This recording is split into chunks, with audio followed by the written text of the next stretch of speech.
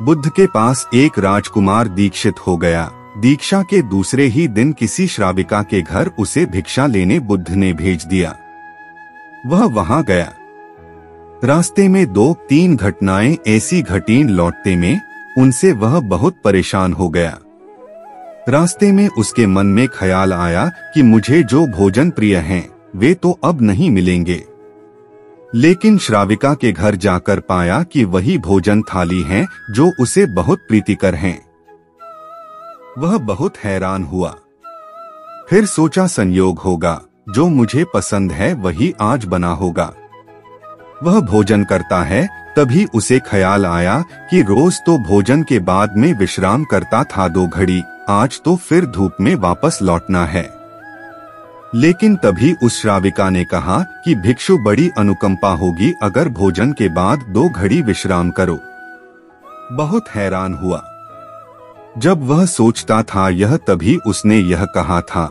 फिर भी सोचा संयोग की ही बात होगी कि मेरे मन भी बात आई और उसके मन में भी सहज बात आई कि भोजन के बाद भिक्षु विश्राम कर ले। चटाई बिछा दी गई, वह लेट गया। लेटते ही उसे ख्याल आया कि आज न तो अपना कोई साया है, न कोई छप्पर है अपना, न अपना कोई बिछौना है। अब तो आकाश छप्पर है, जमीन बिछौना है। यह सोचता था, वह श्राविका लौटती थी। उसने पीछे से कहा, भंते, ऐसा क्यों सोचते हैं? न तो किसी की शया है, न किसी का साया है। अब संयोग मानना कठिन था, अब तो बात स्पष्ट थी। वह उठकर बैठ गया और उसने कहा कि मैं बड़ी हैरानी में हूँ। क्या मेरे विचार तुम तक पहुँच जाते हैं? क्या मेरा अंतःकरण तुम पढ़ लेती हो? उस श्राविका ने कहा, निश्चित ही।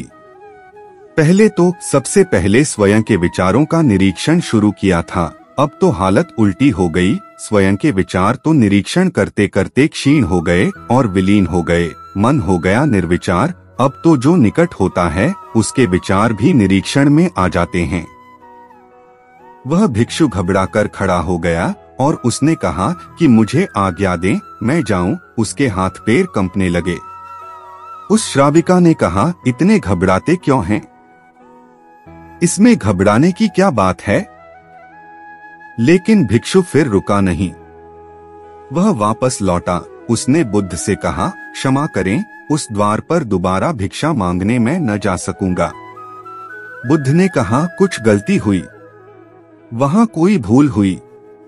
उस भिक्षु ने कहा, न तो भूल हुई, न कोई गलती। बहुत आदर सम्मान और जो भोजन मुझे प्रिय था वह मिला। लेकिन वह श्राविका, वह युवती दूसरे के मन के विचारों को पढ़ लेती है।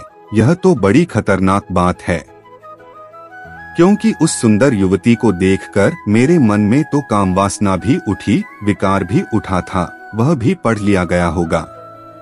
अब मैं कैसे वहां जाऊं? कैसे उसके सामने खड़ा होऊंगा? मैं नहीं जा सकूंगा, मुझे क्षमा करें। बुद्ध ने कहा, वहीं जाना पड़ेगा। अगर ऐसी क्षमा मांगनी थी तो भिक्षु नहीं होना था, जानकर वहां भेजा है। और जब तक मैं न रोकूंगा तब तक वहीं जाना पड़ेगा। महीने 2 महीने, वर्ष 2 वर्ष, निरंतर यही तुम्हारी साधना होगी। लेकिन होशपूर्वक जाना, भीतर जागे हुए जाना और देखते हुए जाना कि कौन से विचार उठते हैं, कौन सी वासनाएं उठती हैं। और कुछ भी मत करना, लड़ना मत, जागे हुए जाना, देखते हुए जाना भीतर की क्या उठता है, क्या नहीं उठता। वह दूसरे दिन भी वहीं गया। सोच लें उसकी जगह आप ही जा रहे हैं और वह श्राविका आपका मन पढ़ लेती है। और वह बहुत सुंदर है, बहुत आकर्षक है, बहुत सम्मोहक है और वह मन पढ़ लेती है आपका। हाँ, मन न पढ़ती होती, यह आपको पता न होता तो फिर मन में आप कुछ भी करते। आज क्या करेंगे? आज आप ही जा रहे हैं, उसकी जगह भिक्षा मांगने रास्ते पर आप हैं।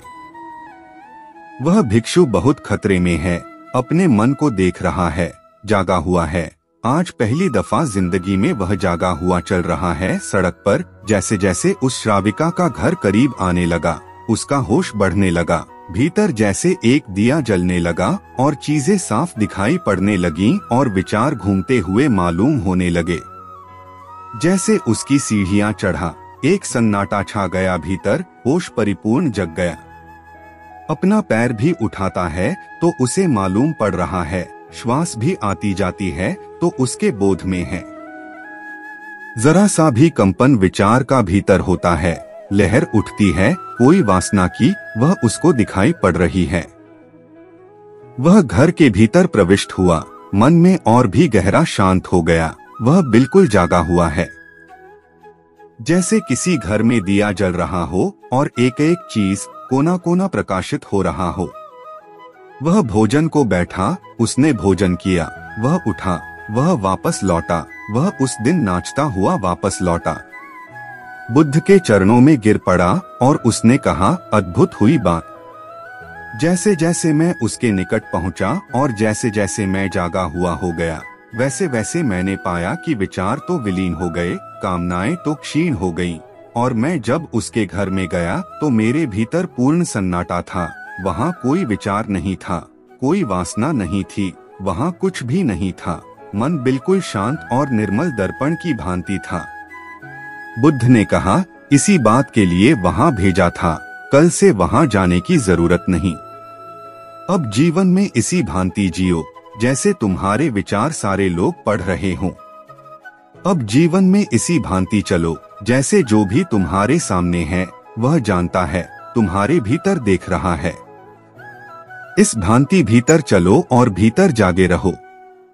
जैसे जैसे जागरण बढ़ेगा वैसे वैसे विचार वासनाएं क्षीण होती चली जाएंगी। जिस दिन जागरण पूर्ण होगा उस दिन तुम्हारे जीवन में कोई कालिमा, कोई कलुष रह जाने वाला नहीं है।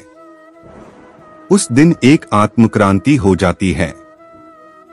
इस स्थिति के जागने को, इस चैतन्य के जागने को मैं कह रहा हूँ विवेक का जागरण।